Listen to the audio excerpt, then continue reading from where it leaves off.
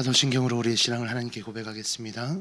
나는 전능하신 아버지 하나님 전지의 창조주를 믿습니다. 나는 그의 유일하신 아들 우리 주 예수 그리스도를 믿습니다. 그는 성령으로 잉태되어 동정녀 마리아에게서 나시고 본디오 빌라도에게 고난을 받아 십자가에 못 박혀 죽으시고 장사된 지 사흘 만에 죽은 자 가운데서 다시 살아나셨으며 하늘에 오르시어 전능하신 아버지 하나님 우편에 앉아 계시다가 거기로부터 살아있는 자와 죽은 자를 심판하러 오십니다. 나는 성령을 믿으며 거룩한 공교회와 성도의 교제와 죄를 용서받는 것과 몸의 부활과 영생을 믿습니다. 아멘. 우리 함께 찬송가 337장 함께 찬양하겠습니다. 찬송가 337장 찬양하겠습니다.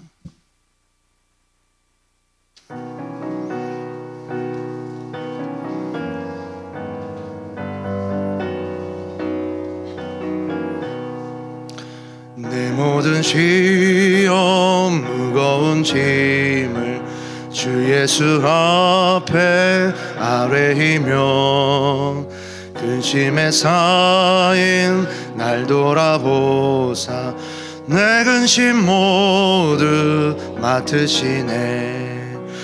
무거운 짐을 나 홀로 지고 견디다 못해 쓰러질 때 불쌍히 여겨 구원해 주리 은혜의 주님 오직 예수. 내 모든 괴로움 닥치는 환난 주 예수 앞에 아뢰이며 주께서 친히 날 구해주사 넓으신 사랑 베푸시네. 무거운 짐을 나 홀로 지고 견디다 못해 쓰러질 때 불쌍히 여겨 구원해 주리 은혜의 주님 오직 예수. 내 짐이 점점 무거워질 때 주 예수 앞에 아뢰이며 주께서 친히 날 구해주사 내 대신 짐을 져주시네. 무거운 짐을 나 홀로 지고 견디다 못해 쓰러질 때 불쌍히 여겨 구원해 주리 은혜의 주님 오직 예수.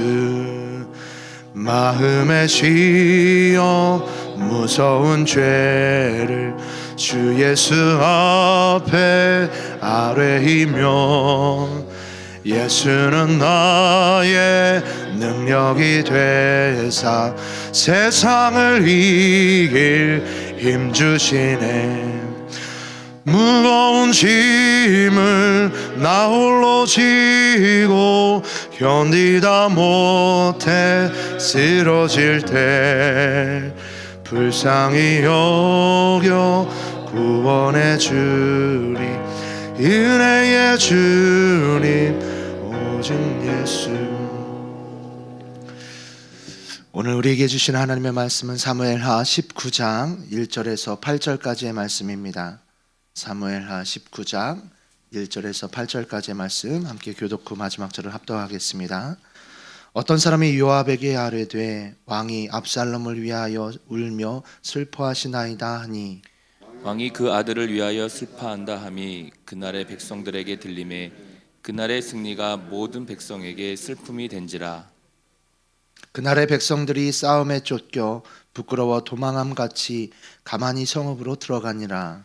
왕이 그의 얼굴을 가리고 큰 소리로 부르되 내 아들 압살롬아 압살롬아 내 아들아 내 아들아 하니 요압이 집에 들어가서 왕께 말씀드리되 왕께서 오늘 왕의 생명과 왕의 자녀의 생명과 처첩과 비빈들의 생명을 구원한 모든 부하들의 얼굴을 부끄럽게 하시니 이는 왕께서 미워하는 자는 사랑하시며 사랑하는 자는 미워하시고 오늘 지휘관들과 부하들을 멸시하심을 나타내심이라. 오늘 내가 깨달으니 만일 압살롬이 살고 오늘 우리가 다 죽었다면 왕이 마땅히 여기실 뻔하였나이다. 이제 곧 일어나 나가 왕의 부하들의 마음을 위로하여 말씀하옵소서. 내가 여호와를 두고 맹세하옵나니 왕이 만일 나가지 아니하시면 오늘 밤에 한 사람도 왕과 함께 머물지 아니할지라. 그리하면 그 화가 왕이 젊었을 때부터 지금까지 당하신 모든 화보다 더욱 심하리이다 하니, 왕이 일어나 성문에 앉음에 어떤 사람이 모든 백성에게 말하되 왕이 문에 앉아 계신다 하니 모든 백성이 왕 앞으로 나아오니라. 이스라엘은 이미 각기 장막으로 도망하였더라. 아멘. 기도하겠습니다. 좋으신 아버지 하나님, 은혜를 감사합니다. 지난 간밤에도 저희들을 주님 품 안에서 편히 쉬게 해주시고 또 이 새벽에도 저희들을 주 앞에 불러주심을 감사합니다. 오늘도 저희들에게 새날 주시고 또 생명 주시고 건강 주셨는데 이 한 날도 주님과 더불어 동행하게 하시고 주를 기쁘시게 하는 한 날 되게 하여 주옵소서. 이 새벽에도 주님께 감사의 예물과 또 1000번째 예물을 드립니다. 믿음으로 또 순종으로 감사함으로 드리는 예물을 주님께서 기뻐 받으시고 약속하신 하늘의 복과 땅의 복으로 충만하게 채워 주옵소서. 주의 은혜로 종의 가정들을 형통케 해주시며 그 자녀들을 축복하여 주옵소서. 예수님의 이름으로 축복하며 기도하옵나이다. 아멘. 이 새벽에도 주의 은혜와 축복이 함께 하시기를 축원합니다. 이제 오늘 본문에는 이제 그 싸움에서 이기고 돌아온 이제 군사들과 이제 다윗이 만나는 장면이죠.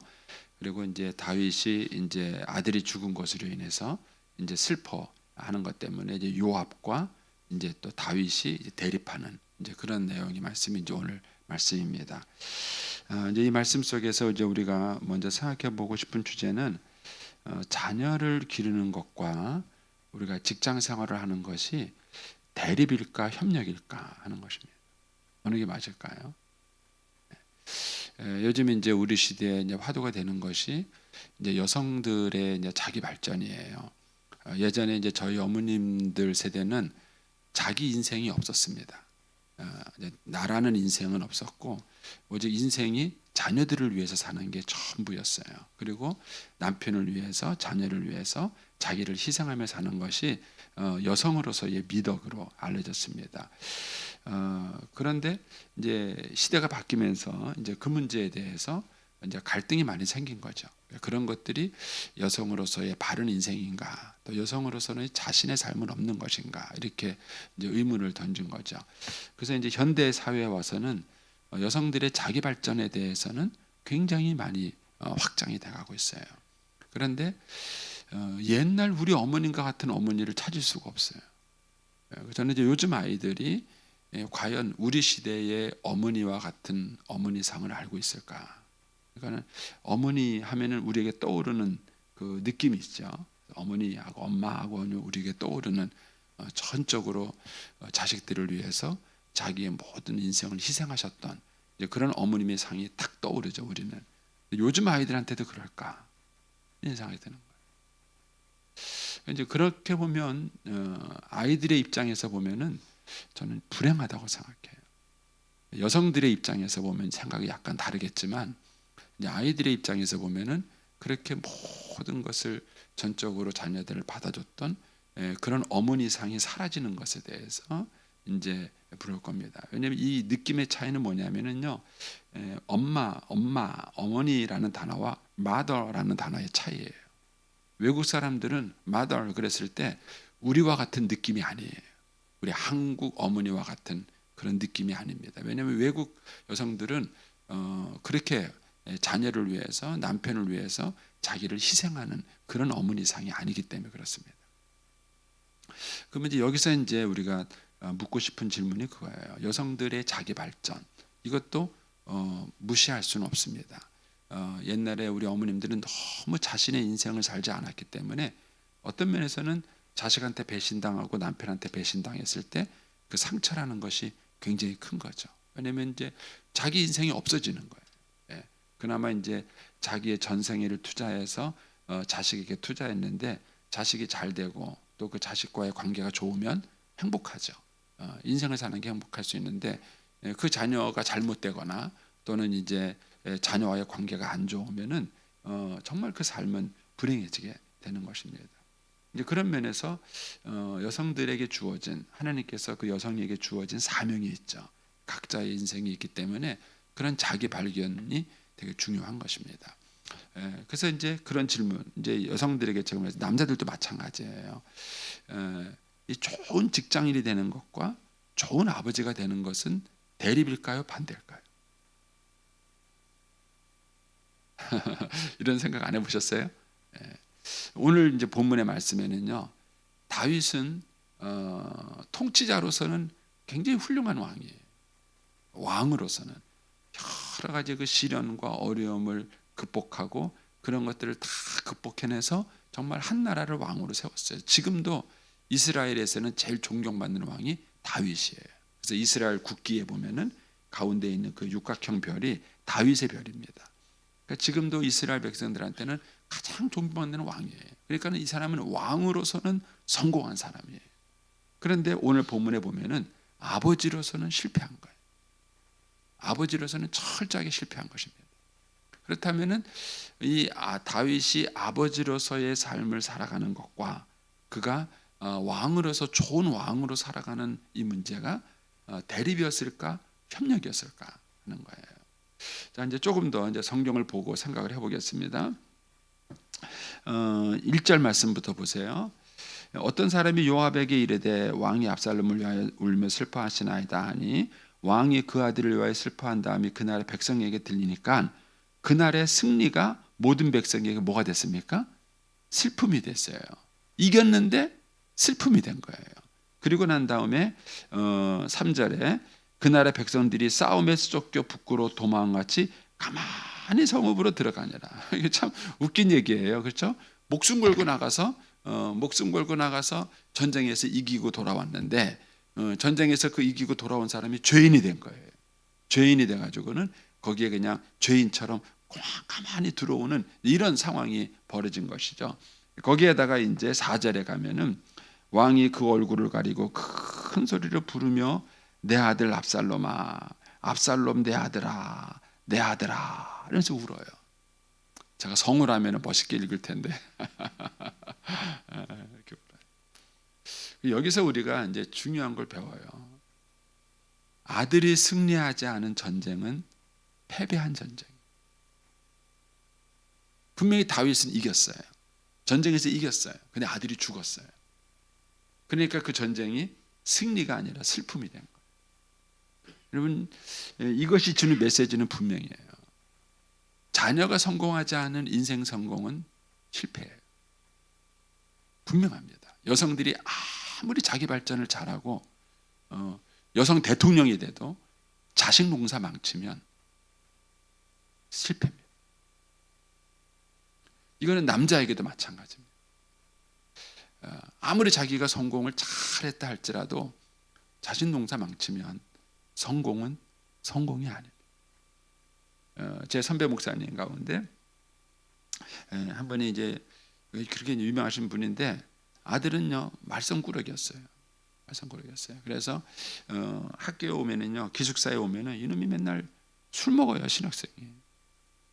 이게 신학생입니까? 죽여야지 이걸. 근데 걔는 자기가 원해서 온 게 아니야. 아버지한테 등대 밀려서 온 거야. 오니까 와서 뭐 공부할 마음도 없고 그런 거예요. 근데 또 아버지 백 때문에 쫓겨나지도 않아. 신학생이 술 먹으면 쫓겨나야죠. 이게 신학생입니까? 근데 아버지 백 때문에 쫓겨나지도 않아요. 근데 이제 그분이 그런 얘기를 하는 거예요. 그분이 목회는 성공하셨어요. 목회는 성공하는데 자식 농사는 망치신 거죠.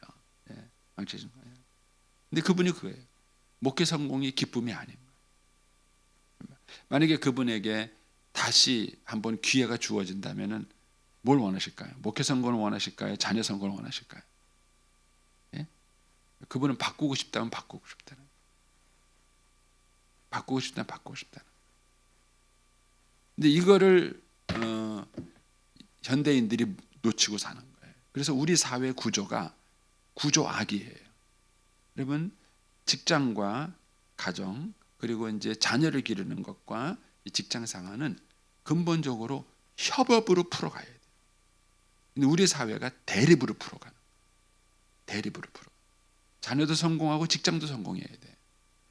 근데 이거를 마치 그 두 가지를 다 성공하는 것은 슈퍼우먼을 만드는 것 같은 그런 구조를 만들어 놨어요. 그런 구조를 만든 겁니다. 이런 것들 속에서 우리가 이 자녀와 또 자기 그 직장과의 관계를 잘못 풀어가는 것입니다. 처음부터 이 매듭을 잘 풀어야 돼.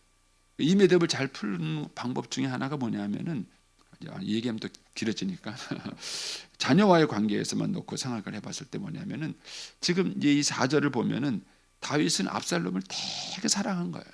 그렇죠? 엄청 사랑한 것입니다. 이 사실은 괘씸한 놈 아닙니까? 예? 아니, 아버지를 대상으로 쿠데타를 일으켰는데 이놈이 정상입니까? 예? 저 같으면 안 올 것 같은데. 그러니까 이 말도 안 되는 이 진짜 부르자식인데, 그 압살롬이 죽은 것에 대해서 이 다윗은 이렇게 탄식하는 거예요. 그렇다면은 다윗은 압살롬을 사랑했을까요? 안 사랑했을까요? 예? 사랑한 거예요. 다윗은 압살롬을 사랑한 것입니다. 그런데 이 장면을 가지고 앞을 다시 읽어보세요. 이 13장부터 사무엘하 13장부터 이제 암논 사건이 일어날 때부터 여기까지 요 마음을 가지고 거꾸로 읽어보세요. 거꾸로 성경을 가만히 읽어보면은, 아니, 다윗이 압살롬을 이렇게 사랑했는데 왜 그랬을까? 왜 그랬을까? 이런 의문이 계속 들어요. 그 대표적인 것 중에 하나가 압살롬을 이제 요압 때문에 데리고 들어왔잖아요. 데리고 들어왔으면은 그때 압살롬을 용서하고 끌어안아야 되잖아요. 그런데 그렇게 안 한 거예요. 예? 압살롬을 내 얼굴 보기 싫다. 내 얼굴에 나타나지 마라. 그러면서 아들 얼굴을 안 봤어요. 그러면 이렇게 다윗이 압살롬을 사랑했음에도 불구하고 이 앞에 있는 내용들을 보면은요, 다윗이 압살롬을 안 사랑한 것 같은 거예요. 여기서 우리가 중요한 원리를 배웁니다. 표현되지 않은 사랑은 사랑이 아닙니다. 전달되지 않은 사랑은 사랑이 아니에요. 근데 부모들을, 특히 아버지들이 많이 속는 게 뭐냐면, 나 자식 사랑한다는 거. 자식 사랑하지 않는 아버지 어디 있습니까? 있어요. 근데 문제는 아버지가 사랑을 표현하지 않는다는 거예요. 그러면 안 하는 겁니다. 그걸 인정하지 않으세요. 자기가 속으로 사랑하고 있으니까, 속으로 사랑하고 있으니까는 그걸 인정하지 않아요. 그런데 표현하지 않고, 특별히 표현하는 정도가 아니라 내가 사랑한다는 것이 전달이 돼야 돼요. 여러분, 하나님을 보시면 이런 관점에서 우리가 하나님을 아버지라 그래요.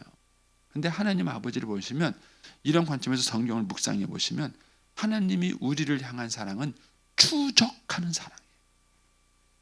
끊임없이 말썽을 일으키고 도망가고 또 도망가는 그 탕자 같은 아들을 하나님이 계속 추적을 해요. 계속 추적해요. 끝까지 따라가시는, 그것이 하나님의 사랑이에요. 그것이 하나님의 사랑의 표현이에요. 그래서 하나님은 그 사랑 때문에 때로는 기다리기도 하시고, 또 탕자의 아버지처럼 재산상 손해를 보기도 하시고 그러시는 거예요. 그런데 그거를 잘 우리가 인정하지 않는 것입니다. 그래서 우리가 자식들을 사랑하지만, 자녀들을 사랑하지만, 이 4절처럼 하시면 사랑하는 게 아니에요. 이제 와서 압살롬이 죽었는데 이제 와서 압살롬아 하고 우는 거는 잘못이에요. 이렇게 하지 않으려면 우리가 자녀의 사랑을 표현하셔야 돼요. 그리고 자신이 표현하지 않는 것을 정당화시키시면 안 돼요. 이번에도 이제 아버지 학교 하는데, 사랑하라는 거 한 번 하는데 끝까지 안 하시더라고. 그 양반이. 그분이 옆에서 사회 보시는 분이 한번 해보라고 이렇게 막 그렇게 하는데도 불구하고 끝까지 그걸 안 하시더라고. 쑥스럽다 이거예요. 여러분, 아버지라는 이름, 어머니라는 그 이름은 그거를 뛰어넘으셔야 돼요. 그걸 뛰어넘으셔서 이렇게 하셔야 됩니다. 저는 목회를 하면서 훈련을 많이 받았습니다. 사실 저도 굉장히 내향적입니다. 이렇게 여러분들 앞에서 말을 잘하니까 목사님은 전혀 안 그럴 거라고 생각하시는데 사실은 제가 굉장히 내향적입니다. 그런데 목회를 해보니까는요, 성도들이 삐졌어요. 그럼 누가 기다려야 될까요? 목사가 져야 돼요. 성도하고 목사하고 싸워서 이길 수 없습니다. 그래서 옳은 싸움을 했어도요, 나중에는 모르는지 알아요. 처음에는 성도들이 목사 편 들어요. 아우 저러면 되냐고 막 목사님 전 나쁜 놈이라고 막 그래요. 그랬는데 끝까지 가잖아요. 그러면 나중에 뒤에서 뭐라 그러냐면은 아유 우리 목사님 사랑이 없다 그래요. 도대체 성도들의 말이 뭐가 진실인지 모르겠어. 근데 그 말이 맞아요. 목회자는 사랑이 있어야 되는 거예요. 그래서 목회자하고 성도하고 싸우면 100% 목사가 져요. 이길 수 없어요. 이겨도 지는 거예요. 그러니까는 그거를 극복하려고 목회를 하려고 하다 보니까 이 어려운 것 중에 하나가 이 사랑을 표현하는 것 중에 이게 참 어려워요. 근데 연습하면 돼요. 안 된다고 그래서 그렇지 훈련하고 연습하면 되는 거예요. 했는데 안 하시는 거예요. 그러니까 안 하시는 가장 큰 이유 중에 하나가 뭐냐면은 우리 안에 있는 교만이에요. 인간 안에 있는 교만입니다. 그거를 겸손하게 내려놓으셔야 돼요. 내려놓으시고 사실은 배우셔야 돼요. 배우시고 사랑을 표현하고 사랑이 전달돼야 되는 것입니다. 그래서 오늘 우리가 이 사건 앞에서 이제 첫 번째 묵상해 보는 건 그거예요. 하나님이 나에게 주신 일, 그것도 하나님이 나에게 주신 사명이에요. 그것도 충실히 잘 감당해야 되죠. 그리고 자녀를 기르는 것도 나에게 주신 사명이에요. 이 두 가지를 같이 풀어가는 방법을 고민하셔야 돼요. 이 두 가지를 같이 풀어가는 방법이 둘 중에 하나를 승리한다는 구조로 가시면 안 되는 거예요. 같이 가는 방법 중에 하나는 뭐냐면은 욕심을 조금 포기하시면 됩니다. 장관 될 거 차관 되면 됩니다. 근데 이제 우리는 장관 되고 대통령 되려고 그러니까 그게 어려운 거예요. 어쨌든 그거를 우리 부모된 이들이 가져야 되고 지금이라도 하셔요. 지금이라도 이게 쉽지 않습니다. 사랑을 표현하시고 또 그냥 표현하신 걸로 끝나면 안 되고 그것이 전달되도록 하셔야 합니다. 그것이 이 다윗처럼 후회하지 않는 비결이에요. 만약에 다윗이 그 이전에 이제 여러분들이 이 관점에서 뒤 13장부터 읽어보시면 여러분들도 느끼세요. 이때 다윗이 압살롬한테 말을 제대로 했다면, 이때 다윗이 압살롬한테 했다면 이런 일이 안 일어났을 텐데, 이런 걸 우리가 앞에서 볼 수 있습니다. 그래서 우리가 사랑은 표현해야 되고 전달돼야 되는 것이다 라는 것입니다. 역으로 이제 뒤집으면 하나님의 사랑도 마찬가지입니다. 여러분들이 하나님의 사랑을 느끼고 경험하셔야 진짜 하나님의 사랑을 아시는 것입니다. 이제 그 다음에 이제 요압과 다윗의 관계를 볼 수 있습니다. 이제 여기 보면 이제 5절에 들어가서 요압이 집에 들어가서 왕께 말씀드리되 왕께서 오늘 왕의 생명과 왕의 자녀의 생명과 처첩과 비미들의 생명을 구원한 모든 부하들의 얼굴을 부끄럽게 하셨습니다. 그렇죠? 이거는 리더로서는 잘못한 거예요. 지금 자기를 위해서 목숨 걸고 나가서 싸운 이 군인들을 위로하고 격려해도 시원찮은데 이 양반들이 그렇게 싸우고 하는데도 죄인 취급받잖아요. 지금 그러니까 잘못한 거죠. 그러면서 이제 6절에 이렇게 말합니다. 이는 왕께서 미워하는 자를 사랑하시며 사랑하는 자를 미워하시고 오늘 지휘관들과 부하들을 멸시하심이니이다. 오늘 내가 깨달았으니 만일 압살롬이 살고 오늘 우리가 다 죽었더라면 왕이 마땅히 여길 뻔하셨나이다. 자, 5절은 맞는 얘기예요. 5절은 맞는 얘기죠.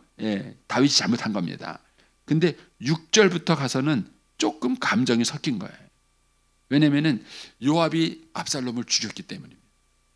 다른 부하들은 압살롬을 딱 보고도 망설였어요. 왜? 왕이 죽이지 말라 그랬으니까 망설인 겁니다.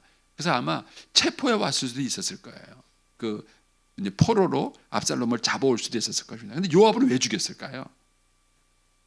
단칼에 그냥 요압을 죽여버렸어요. 왜 죽였을까요?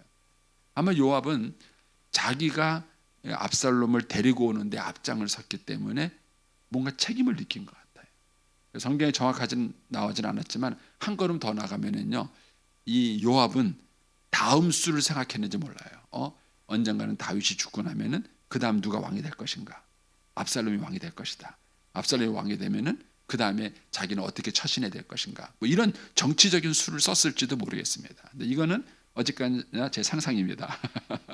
예.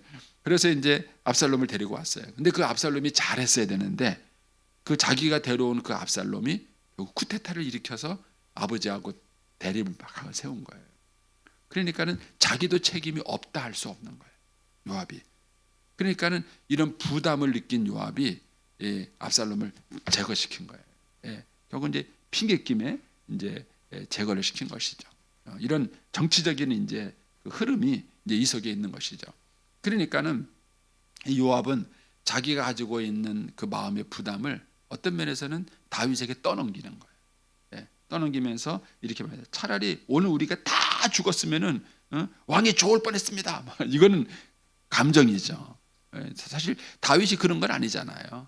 다윗의 마음은 지금 두 가지 마음이 있는 거죠. 왕으로서의 마음도 있고 아버지로서의 마음도 있는데 만약에 요압이 다윗의 마음을 제대로 이해했다면 아버지로서 다윗의 마음을 위로해 줬어야죠. 아버지로서 다윗의 마음을 위로해 주고 그럼에도 불구하고 당신이 왕 아닙니까? 왕이니까 지금 이렇게 하시면 안 됩니다. 이렇게 하면서 조언을 해줬어야 되는 것이죠. 그런데 이 요압은 그렇게 조언하지 못한 것입니다. 그러면서 굉장히 여기다가 감정을 섞인 얘기를 한 거예요. 만일 압살롬이 살고 오늘 우리가 다 죽었다라면은 왕이 정말 좋아할 뻔했습니다. 하면서 굉장히 감정 섞인 얘기를 하는 것이죠.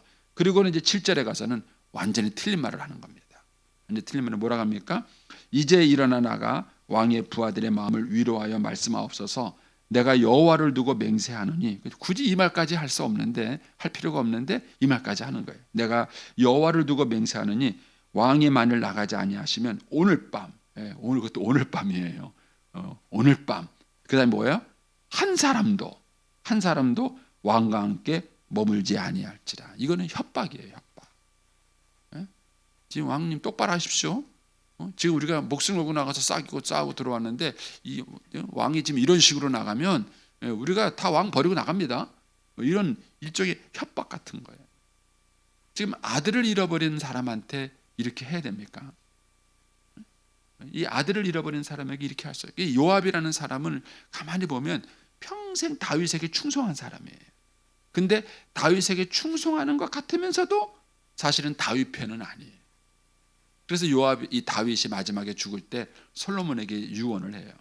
요압을 곱게 죽도록 내버려 두지 마라. 결국 나중에 이제 솔로몬이 요압을 처단합니다. 처단하는데 이 요압이 이걸 보면은 다윗을 위하는 것 같으면서도 위하지 않는 것이죠. 여기서 이제 우리가 이제 요압을 깊이 한번 생각해 볼 수 있습니다. 우리 주변에 이 다윗과 같은 사람이 있죠. 그랬을 때 우리가 옳은 말만 하시면 안 돼요. 우리는 그러니까 옳은 말만 해서 자기가 하는 말과 행동을 정당화시키는 사람이 의외로 많아요. 맞습니다. 그런데 옳은 것이 옳은 게 아니에요. 여러분 생각해 보세요. 이 요압의 말은 틀린 말이 없어요. 맞는 말이에요. 그런데 이런 식으로 꼭 해가지고 아들을 잃어버리는 아버지의 마음에 대못을 박아야 됩니까? 이거는 요압이 굉장히 잔인한 거예요. 잔인하고 옳다는 명분을 가지고 자기의 목적을 달성하고 다윗을 협박하는 그런 이제 자리까지 가게 된 것입니다. 저와 여러분이 이 삶 속에서 이런 실수를 많이 해요. 특히 옳은 편에 쓴 사람일수록 조심하셔야 돼요. 내가 올바른 일을 하고 정당한 일을 하고 바른 얘기를 했을 때 그때 우리는 실수할 수 있어요. 근데 이때 요압이 다윗의 마음까지도 이렇게 만져줬다면은 얼마나 좋은 참모였겠습니까? 얼마나 좋은 그런 이 다윗의 친구가 되겠습니까? 그런데 감정은 순전히 자기 감정이에요. 자기 감정을 넣고 이 다윗을 협박하고 그렇게 한 것입니다. 결국은 이제 8절에 가면은 왕이 일어나 성문 앞에 앉았어요. 그래서 백성들을 위로하는 장면이 나옵니다. 근데 이렇게 했을 때 다윗의 심정은 어떻겠어요? 다윗의 심정은 아마 엄청난 그 쓰라림과 아픔이었을 것입니다. 그래서 우리가 항상 어떤 일을 할 때 옳다는 이유 때문에 모든 게 맞는 것은 아니에요. 그래서 이 5절, 6절, 7절을 잘 묵상해 보세요. 5절은 맞는 얘기예요. 7절은 절반만 맞아요. 그리고 6절은 절반만 맞아요. 7절은 완전히 협박이에요. 이거는 틀린 얘기인 것입니다. 근데 우리가 이제 옳은 일을 할 때 이런 이제 실수를 할 수 있다는 것을 아시고, 저와 여러분이 이 다윗과 같은 사람을 만났을 때 진정한 위로자가 될 수 있게 되길 바랍니다. 올바른 조언도 하면서 그의 마음도 만져주고 그 마음도 위로해 줄 수 있는 그런 조언자라면 그 사람이 정말 좋은 다윗의 친구가 될 수 있을 것입니다. 오늘 한 날도 이런 좋은 우리의 친구가 되시는 주님과 더불어 동행하는 한 날이 되시기를 축복합니다. 기도하겠습니다. 오늘은